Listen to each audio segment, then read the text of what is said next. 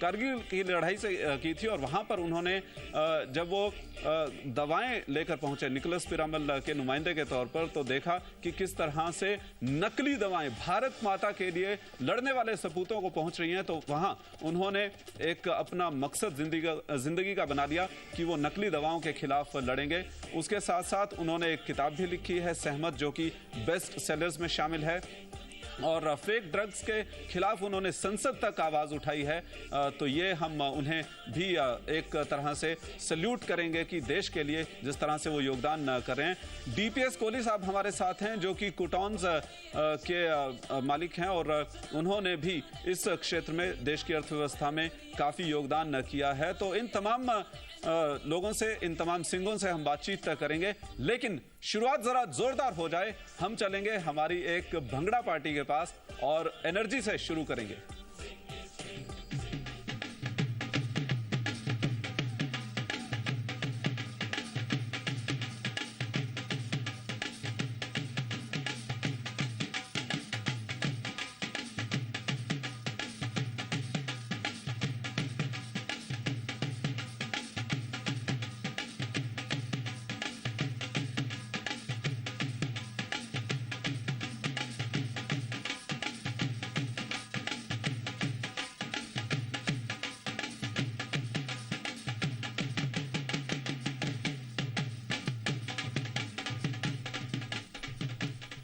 तो चलिए अब शुरुआत करते हैं सबसे पहले जसविंदर सिंह कोहली जी से, जो कि हम सब में यहाँ सबसे बड़े हैं, बुजुर्ग हैं, और उन्होंने देश में ही नहीं विदेश में जाकर खास तौर से अपनी कम्युनिटी का और देश का नाम रोशन किया है।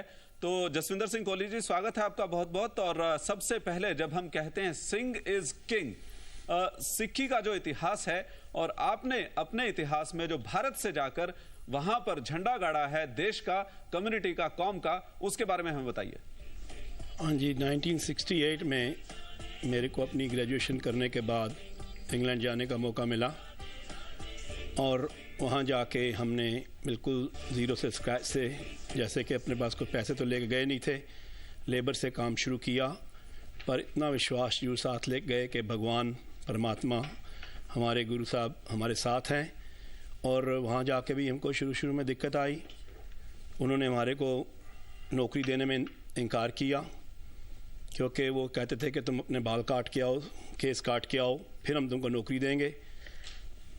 ये अंग्रेज़ लोग हमारे पास इस तरह करते थे, पर हमने अपना दिल नहीं छोड़ा, क्योंकि ये चीज़ मैंने अपनी ज़िंदगी में सीखी नहीं थी। माँ बाप ने हमारे को सिक्खी में पक्का करना सिखाया था, फिर भी हमने दिल नहीं छोड़ा। 1 महीना पूरा उधर अंग्रेज़ों के दरवाजे खड़काते रहे, नौकरी ढूंढते रहे, पर फिर भी नौकरी नहीं मिली। पर वही गुरुजी का आसरा लेके हम चलते रहे। और मेरे मामा जी वहाँ पे काम करते थे किसी फैक्ट्री में, उन्होंने उधर के फोरमैन को बोला कि आप मेरे भांजे को ये नौकरी दे दो, ये एक अच्छा हार्ड वर्किंग लड़का है और आपको अच्छा काम करके दिखाएगा। और उस फैक्ट्री में पहले मैं हो के आया था, उन्होंने मेरे को नौकरी नहीं दी थी, क्योंकि मेरे सिर पे बाल देख के, दाढ़ी देख के। पर इस बार उन्होंने मेरे को नौकरी दे दी, और 15 पाउंड हफ्ता सिर्फ 1968 में मैंने एक मशीनें चलाने की फैक्ट्री में नौकरी शुरू कर दी जी। उधर से मेरा जीवन शुरू हुआ, और उधर 14 वीक का मेरे को टाइम मिला था कि तुमने अगर ये काम करके दिखा दिया हमको, तुम्हारी नौकरी पक्की हो जाएगी। पर जैसे कि सिंह डिजर्व करता है टू बी ए किंग जी, तो वो जो 14 वीक की ट्रेनिंग हमने करनी थी वो 3 वीक में करके दिखा दी।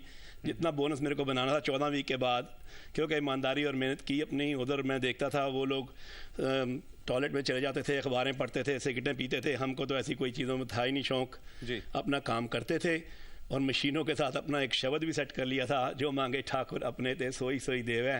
वो 6 मशीनें मैं ऑपरेट करता था, और उधर से मेरा ये शुरुआत हुआ। फिर धीरे धीरे अपने बिजनेस का, तो मेरे ब्लड में बिजनेस था कि माता पिता तो बिजनेस में लगे हुए थे जी, पर इतनी ज़्यादा कामयाबी यहाँ नहीं मिली थी, तो थोड़े पैसे इकट्ठे किए, और एतवार के दिन, संडे को जाके मैंने वहाँ पे एक मार्केट लगानी शुरू कर दी। और मेरे को 15 पाउंड मिलते थे, 5 दिन काम करके। रात को मैं काम करता था, दिन को मैं सोता था। वो बेड भी जो था हम शेयर करते थे, मेरे मामा जी रात को सोते थे, मैं दिन को सोता था जी। इस तरह का हार्ड टाइम हमने देखा, पर परमात्मा हर जगह मैं बीच लेके आऊँ, और वाहिगुरु जी हमारे साथ थे। और 5 दिन हम एक सब्जी बना के रखते थे, वो चौप के ब्रेड के साथ खा के जाते थे। इस तरह से हमने स्टार्ट किया। पर जब संडे को मैं काम करने जाना शुरू किया, तो मैंने 40 पाउंड 5 घंटे में कमा लेने, इससे मेरे को और इंस्पिरेशन मिली और 2000 पाउंड इकट्ठा करने के बाद मैंने अपना कारोबार शुरू कर दिया। चलिए यहाँ पर हम आपसे दोबारा लौट कर आएंगे और पूछेंगे कि आपका जो एक स्टेपिंग स्टोन था, आपने बताया पहले क्या था, लेकिन उसके बाद अब की जो स्थिति है उसमें कैसे आपने अपने आप को, अपने कारोबार को फैलाया है। तो ये जैसा बात कर रहे थे जसविंदर सिंह कोहली जी की, जो सिंघों की मेहनत करने की आदत होती है, जो बिना किसी संकोच के, बिना किसी ऐसे ख्याल के कि हम शायद मेहनत नहीं कर सकते, शुरू से ही अगर आप देखें 300 साल से ज्यादा का इतिहास है। जब खालसा पंथ की स्थापना हुई थी उसके बाद से ही, चाहे तब एक शुरुआत जो हुई थी वो मुगलों के अत्याचारों के खिलाफ हुई थी, लेकिन उसके बाद से ही इस कौम ने मेहनत की है, चाहे वो लड़ाई का मैदान है वहां पर अपने जौहर दिखाए हैं, या फिर कारोबार की दुनिया है, या फिर जो योगदान है सोसाइटी में वहां पर अपना योगदान दिया है। एक और सिंह अब हमारे साथ जुड़ गए हैं, शिविंदर मोहन सिंह, जो कि आप से हमेशा टेलीविजन पर शायद रूबरू होते हैं, कारोबार की बात करते हैं। फोर्टिस हेल्थ केयर के एमडी के तौर पर आप उन्हें जानते होंगे, लेकिन आज उनकी हम कहानी दूसरी तरह से सुनेंगे। शिविंदर, स्वागत है आपका भी।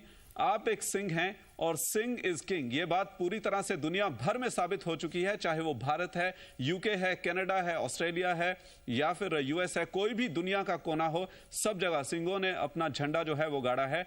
आप सिंह होने के नाते और किंग होने के नाते क्या कहेंगे? मैं इतना ही कहूंगा कि अगर आप ने कहा है कि जो सिंहों ने अपने ईमानदारी और मेहनत से जो काम किया है वो हर जगह, सारे देश में विदेश में बड़ी अच्छी तरह से फैल गया है और दिख गया है कि ये लोग काम करते हैं, मेहनत करते हैं और उनको कोई डर नहीं है कि किसी चीज़ के फेलियर से डर हो या not getting in the right space in the right time. अगर जो भी है, we have so focused and kind of committed to what we want to do that success cannot be too far away. That's the general impression one gets, and one is very proud to be in that mindset and in this society.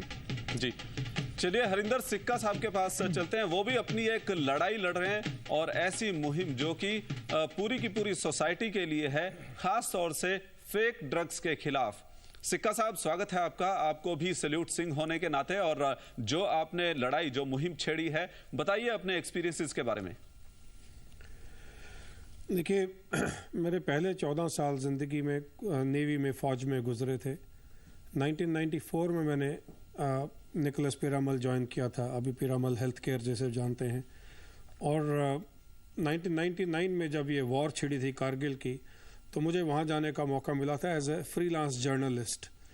मैं फ़ौज के बारे में, जो वहाँ actual जंग चल रही है, उसके बारे में लिखना चाहता था।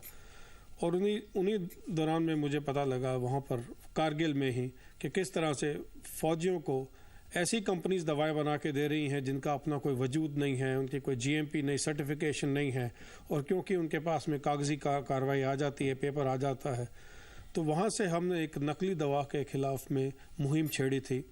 और जो अभी 3-4 दिन पहले chief justice Delhi high court ने मेरी PIL के खिलाफ में सरकार से एक कंफर्मेशन लिया है कि नेक्स्ट कमिंग सेशन में उसके खिलाफ में नया बिल आना है नकली दवाओं के खिलाफ में, वो लेके आएंगे। तो ये एक लंबी जंग थी नकली दवा के खिलाफ में, जो कि अभी कल्मिनेट होती नजर आ रही है। जी, तो कारगिल से ही मैंने एक बड़ी इंटरेस्टिंग स्टोरी पकड़ी थी, कि किस तरह से एक कश्मीरी औरत ने भारत के लिए जासूसी करने के लिए एक पाकिस्तानी मेजर के साथ शादी की थी। और वो बुक करीब मुझे 8 साल लगे कंप्लीट करने में, उसका डेटा इकट्ठा करने में। और वो कॉलिंग सहमत नाम की बुक नेवी चीफ ने 10 मई को विक्रांत के ऊपर में रिलीज़ किया था। Principal secretary to prime minister साहब वहाँ पर आए थे, उन्होंने फर्स्ट कॉपी लिया था। तो कुछ बड़ा इंटरेस्टिंग इस कंपनी को ज्वाइन करने के बाद में, पिरामल हेल्थ केयर के बाद में कुछ काम करने का मौका मिला। One feels satisfied that one has been able to contribute something to society. चलिए, आपने काफी कुछ कंट्रीब्यूट किया है और शायद आगे भी करते रहेंगे। एक बात और जिसे मैं शायद बताना शुरू में भूल गया, आप लोगों में से कई लोग जो जी बिजनेस के, जी न्यूज के व्यूअर हैं, रेगुलर व्यूअर हैं, वो ये भी जानते होंगे कि मिल गए राम की जो एक सीरीज